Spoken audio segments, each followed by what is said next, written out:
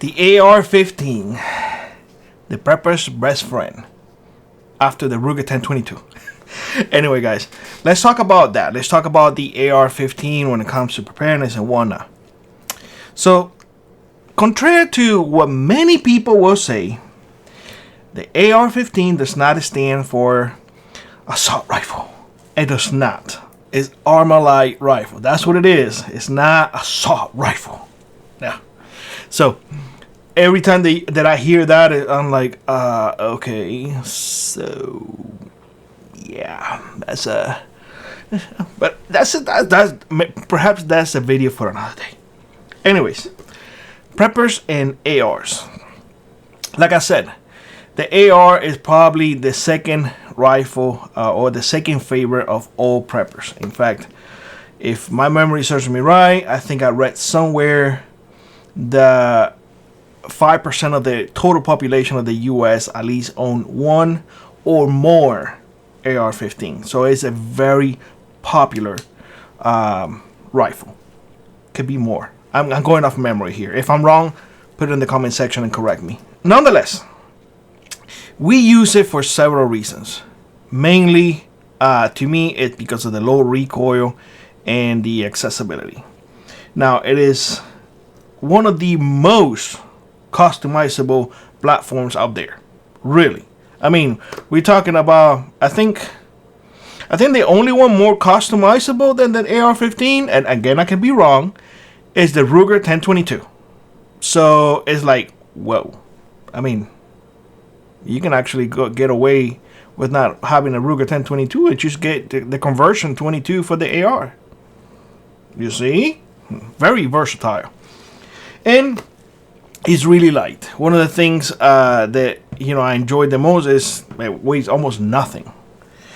Regardless on the configuration that you get it, and I have behind me the GI version, meaning the one with the carry handle. Although I heard stories that back in the day, stories online, don't quote me on it, if you are that age and you encounter this, I beg you to put it in the comment section. But I heard that in the military, the drill sergeants will give people a hard time if they will use that as a carry handle because it was meant for the scope. I could be wrong. If I'm wrong, let me know. I'm not going to get upset. I'm really going off what I read somewhere long in the distance. Anyway, the thing about the AR-15 is because it's so customizable, sometimes we tend to go overboard. And sometimes it's just a bit too much. And it takes away of that rifle, that intention of the rifle of being lightweight, and then just as much as you add to it, it becomes a par with the M1A, heavy. If you get what I'm saying, it gets really bulky, and at that point you're like, okay, so what do I have here? Is this what it is intended to, or I added a red dot, I added a scope, I added a light, I added a laser, I added night vision, I added day vision, I added a TV, and over there I got 3 GoPros, one pointed at me, one pointed over there, one pointed at my wife just in case if she makes a wrong move. You see what I'm saying? I'm joking here, but you know what I'm saying. We tend to change a lot of things, to be more customizable to us, because that's what we believe is we need. But if you tear things down to the bare minimum, you're gonna find out that upgrades may be good to have, but they're not always necessary. And what I did here is this one right here, I left it just the way it is. That's it.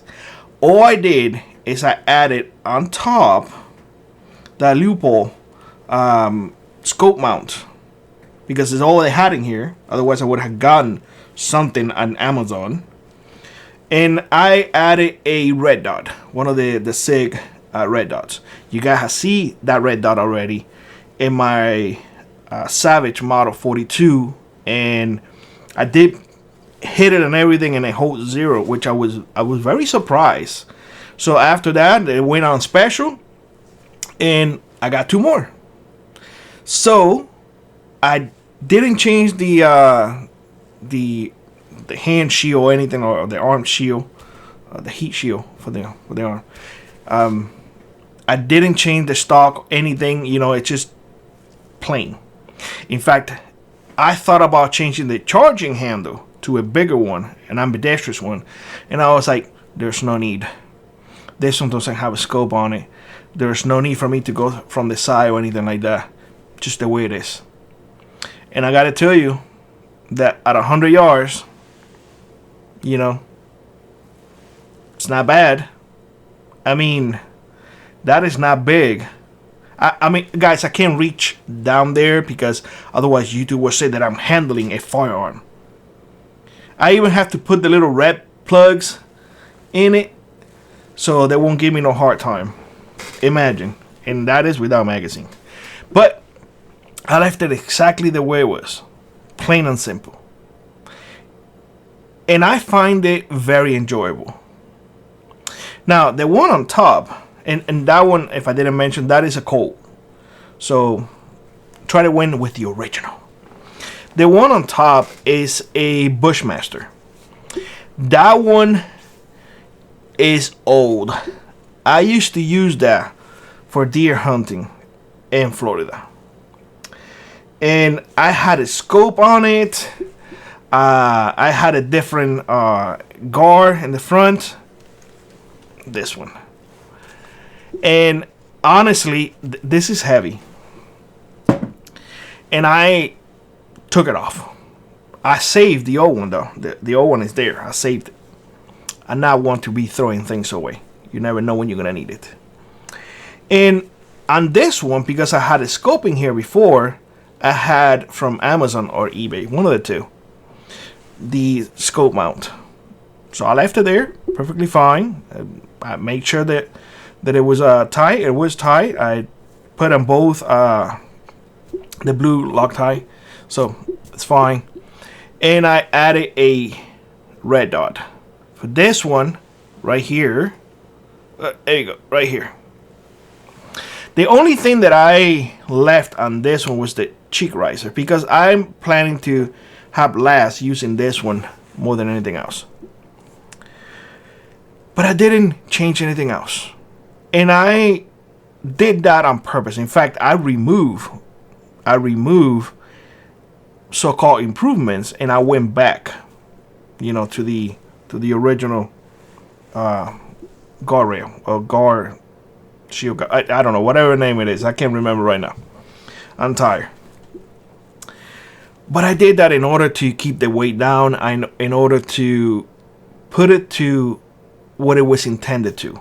A light little rifle. Little recoil, easy to handle, and honestly something that we can grab, throw in the truck, and be reliable. And this one right here, I had the other charging handle, and I switch it back to the original small one. Now some of you might say, well, Billy, I think the other one is better. There is a reason why I'm doing this. There is a reason why I'm changing things to be original. And the reason is very simple. We all get accustomed to having all of this fancy gadgets and whatnot. And sometimes we forget that how it was created, it worked. It worked. So why not utilize it that way? Why not utilize it for the purposes that it was created? Yes, I did add a red dot in there. I think it helps tremendously, especially when people wear glasses. It helps tremendously. I still have the iron sight. In this one, and that's something that I'm going to do in this one too, but in this one right here, where is that? God, it's really right there. I did change that front sight to a fiber optic one.